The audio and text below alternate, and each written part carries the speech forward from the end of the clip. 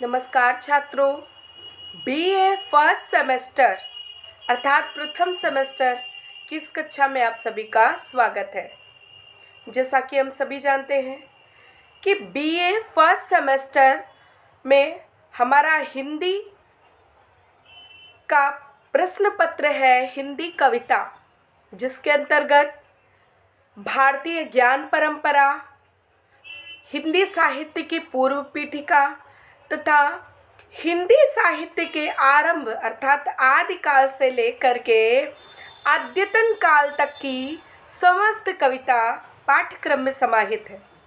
तो इस कक्षा के अंतर्गत हम देखेंगे हिंदी साहित्य का काल विभाजन तथा नामकरण। जैसा कि हम सभी बच्चे जानते हैं, सभी छात्र अपनी पूर्व कक्षा में अध्ययन करके आए हैं कि हिंदी साहित्य उसका आरंभ आदिकाल से माना जाता है। परंतु हिंदी एक भाषा नहीं बल्कि भाषाओं का समूह है और इसी कारण हिंदी साहित्य की पूर्व पीठिका के रूप में हमें उसके परवर्ती साहित्य का भी अध्ययन किया जाना अपेक्षित माना जाता है। इसी दृष्टि से हम देखेंगे कि यदि हम हिंदी भाषा की विकास क्रम को देखें, इसकी विकास परंपरा को देखें, तो हम पाते हैं कि इसका आरंभ वैदिक संस्कृत, लौकिक संस्कृत, प्राक पाली, प्राकृत, अपभ्रंश से होते हुए हिंदी साहित्य तक जाता है।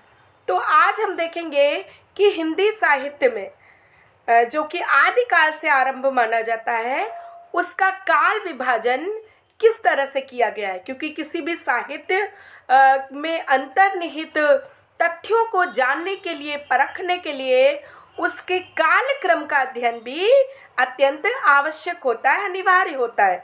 तो चलिए इस कक्षा में हम देखेंगे हिंदी साहित्य के काल विभाजन और विभिन्न विद्वानों ने किन किन परिस्थितियों को देखते हुए, किन किन प्रवृत्तियों को देखते हुए इसके कालों का अलग अलग नामकरण किया है। चलिए प्रारंभ करते हैं आज की इस कक्षा को। सबसे पहले जब भी हम किसी कविता का अध्ययन करते हैं तो उसके काल विभाजन पर विचार करते हैं। क्यों? क्योंकि हिंदी काव्य के विकास को समझने के लिए इसकी जानकारी पूर्व पीठिका अर्थात पृष्ठभूमि के रूप में बहुत अधिक आवश्यक हो जाती है, अनिवार्य हो जाती है बच्चों के लिए। तो इस दृष्टि से यदि हम देखें तो हिंदी कविता को निम्नांकित कालों में बांटा जा सकता है। सबसे पहला काल हमारी हिंदी कविता का माना जाता है आदिकाल। आदि अर्थात जहाँ से किसी भी तत्व का प्रारंभ हो, तो हिंदी कविता का प्रारंभ हम आदिकाल से मानते हैं। और आदिकाल को वीर गाथा काल नाम, जो कि आचार्य शुक्ल द्वारा दिया गया था, उस नाम से भी जाना जाता है। तो इसकी समय सीमा को यदि हम देखें तो संवत 1050 विक्रमी संवत से लेकर के संवत 1375 विक्रमी संवत तक के कालखंड को आदिकाल या वीर गाथा काल की संज्ञा दी गई है। सन के रूप में देखने पर यह सन 943 ईस्वी से सन 1318 ईस्वी तक जाता है। दूसरा काल हमारा आता है पूर्व मध्यकाल, जिसे हम भक्ति काल के नाम से भी जानते हैं, जिसे हिंदी का स्वर्ण युग भी कहा जाता है। और हिंदी का स्वर्ण युग भक्ति काल को सबसे पहले ग्रियर्सन जी द्वारा कहा गया है। तो इसकी समय सीमा यदि हम देखें तो संवत 1375 विक्रमी संवत से लेकर के सन 1700 विक्रमी संवत तक माना जाता है। तो सन के रूप में गणना करने पर यह सन 1318 ईस्वी से लेकर 1643 ईस्वी तक माना जाता है। ये कालखंड भक्ति काल के अंतर्गत आता है। तीसरा महत्वपूर्ण काल हमारा हिंदी साहित्य में आता है उत्तर मध्यकाल, जिसे रीति काल के नाम से भी जाना जाता है। इसकी समय सीमा को यदि हम देखें तो संवत 1700 विक्रमी संवत से लेकर के 1900 विक्रमी संवत तक का कालखंड इसके अंतर्गत आता है। सन के रूप में गणना करने पर यह समय 1643 ईस्वी से लेकर सन 1843 ईस्वी तक चला जाता है। अब चौथा और अंतिम काल आता है आधुनिक काल, जिसे गद्य काल की भी उपमा दी जाती है। क्यों? क्योंकि इस काल से ही गद्य लेखन का आरंभ माना जाता है। तो इसकी समय सीमा यदि हम देखें तो संवत 1900 विक्रमी संवत से लेकर के अब तक, अर्थात सन के रूप में गणना करने पर यह समय सीमा 1843 से अब तक मानी जाती है। तो इस तरह से हमने देखा कि किसी भी कालखंड को आदि, मध्य और अंत 3 भागों में ही बांटा जा सकता है। तो इस दृष्टि से भी हिंदी काल को आदिकाल, मध्यकाल और आधुनिक कालों में बांटा गया है। परंतु मध्यकाल, जिसकी समय सीमा अत्यंत विस्तीर्ण है, इसलिए उसको 2 कालों में 2 उसके अंतर विभाग कर दिए गए हैं। पूर्व मध्यकाल अर्थात मध्यकाल का आरंभिक भाग और उत्तर मध्यकाल अर्थात मध्यकाल का बाद वाला भाग। इस दृष्टि से हिंदी काव्य के विकास को 4 प्रमुख कालखंडों में बांटा गया है। यह विभाजन काल अर्थात समय की दृष्टि से किया गया है।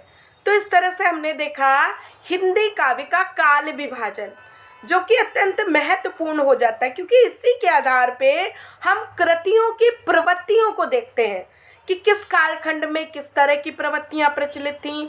और साहित्य समाज का दर्पण होता है, तो साहित्य जो है समाज से ही प्रेरणा लेता है। अतः हिंदी कविता के इन अलग अलग कालों को पढ़ करके हम उस काल में चल रही प्रवृत्तियों को भी अच्छी तरह से समझ सकते हैं, उसके बारे में हम ज्ञान प्राप्त कर सकते हैं।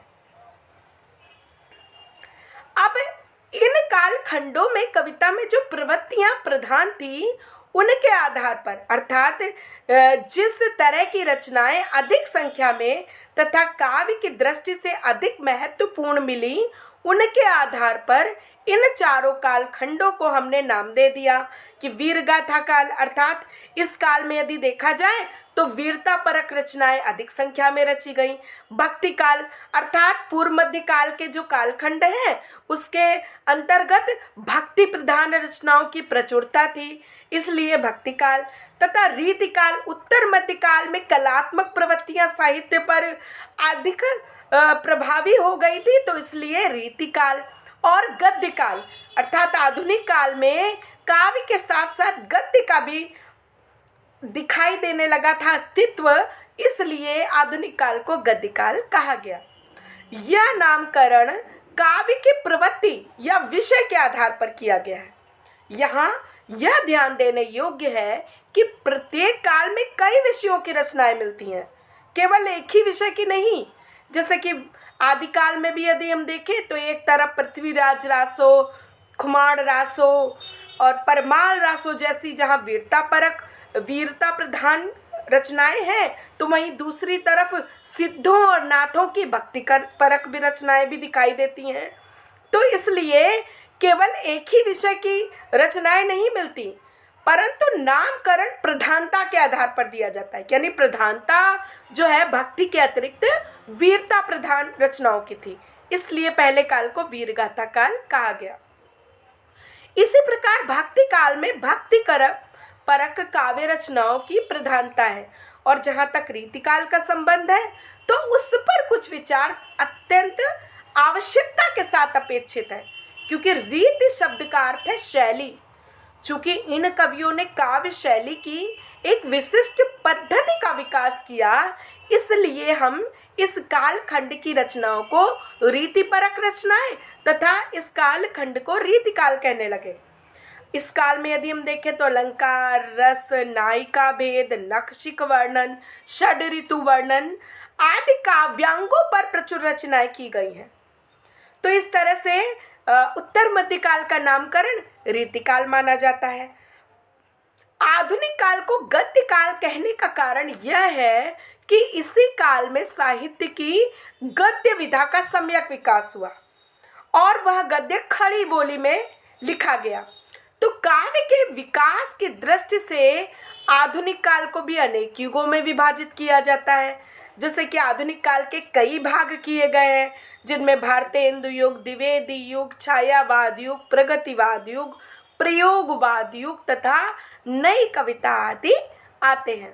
तो इस तरह से हमने देखा कि कई प्रवृत्तियों को आधार मानकर विद्वानों ने अलग अलग नाम रखे हैं हमारे हिंदी के युगों के या कालखंडों के।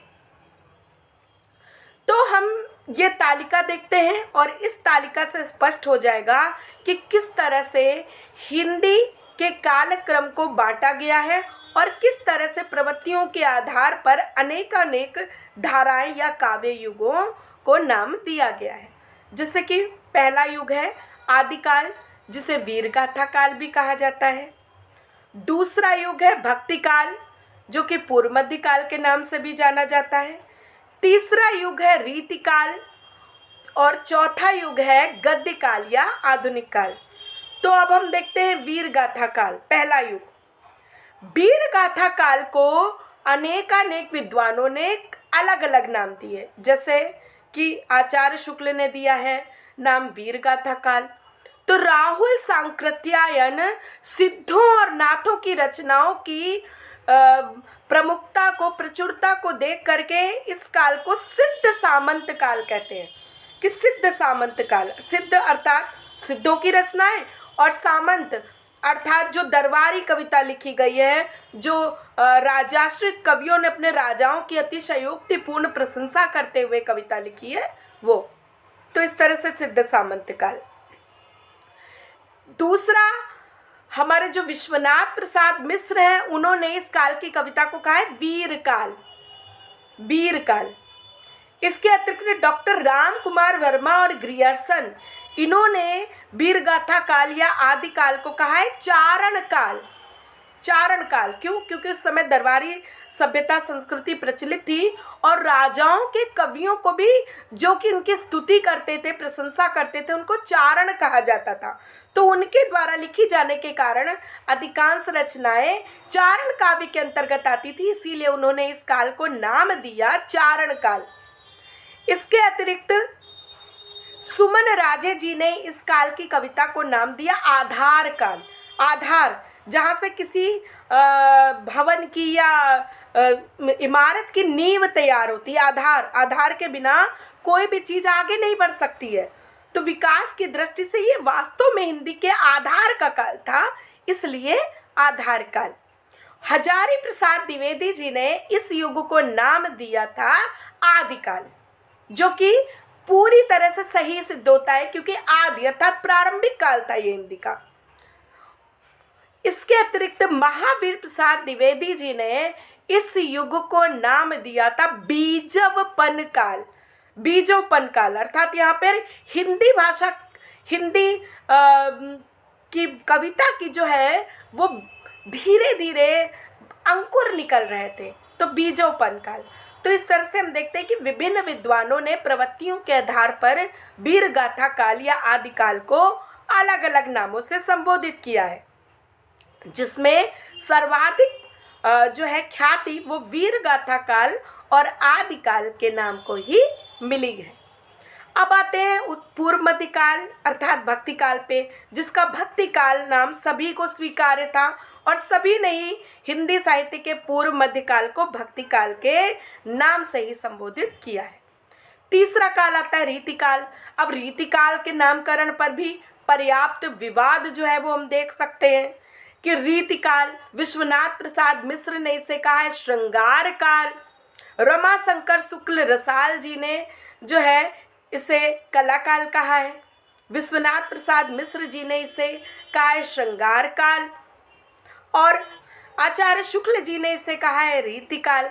तो इस तरह से रीतिकाल में भी अनेक विद्वानों ने अलग अलग प्रवृत्तियों के नाम पर इसे अलग अलग नामों से संबोधन दिया।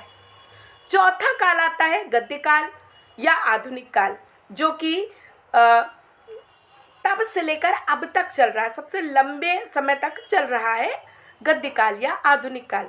तो आधुनिक काल को भी कई भागों में बांटा गया है, जैसे इसका पहला युग है भारतेंदु युग, दूसरा युग है द्विवेदी युग, तीसरा युग है छायावाद, इसके बाद आता है प्रगतिवाद, इसके बाद प्रयोगवाद और नई कविता। तो इस तरह से गद्य काल के भी अलग अलग प्रवृत्तियों के आधार पर जो है वो युग को नामकरण दिया गया है। भक्ति काल में जैसा कि हम देखते हैं 2 धाराएं दिखाई गई हैं, निर्गुण भक्ति और सगुण भक्ति। तो निर्गुण भक्ति के अंतर्गत भी 2 तरह की कविताएं देखी जा सकती, ज्ञान मार्गी अर्थात ज्ञानाश्रयी और प्रेम मार्गी अर्थात प्रेमाश्रयी, जिसे सूफी कविता और संत कविता भी कहा जाता है। सगुण भक्ति धारा से भी पुनः 2 तरह की कविताएं निकलती दिखाई देती हैं, राम भक्ति से संबंधित कविता और कृष्ण भक्ति से संबंधित कविता। इधर रीति काल में भी कविता 2 धाराओं में बटी हुई दिखाई देती है, रीतिबद्ध और रीति मुक्त, और इन दोनों के बीच की एक धारा रीति सिद्ध के नाम से भी देखी जा सकती है। तो इस तरह से हमने इस कक्षा में देखा हिंदी साहित्य के कालक्रम का निर्धारण और काल विभाजन तथा नामकरण।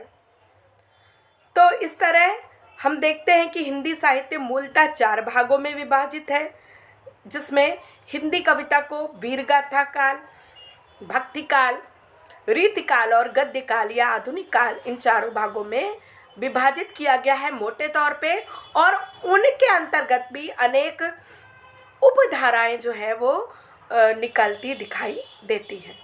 अगली कक्षा में हम चर्चा करेंगे आदिकाल पर, और धीरे धीरे हम इन सभी धाराओं पर पृथक रूप से कक्षा लेकर के सबकी समय सीमा, प्रमुख प्रवृत्तियां आदि स्पष्ट करने का प्रयास करेंगे। धन्यवाद।